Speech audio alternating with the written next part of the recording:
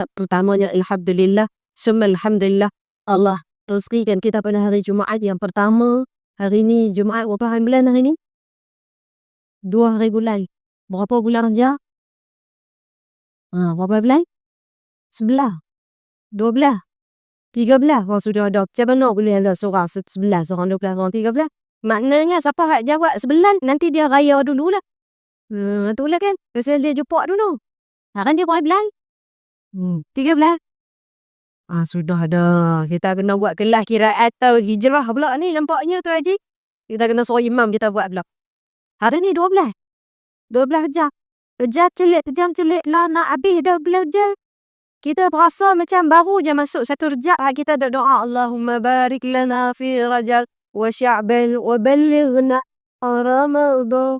Kita dah doa ni. Ya Allah berkati kami dengan datangnya bulan Rejab. Nak masuk setengah Rejab. Kita buat apa? Quran start lagi.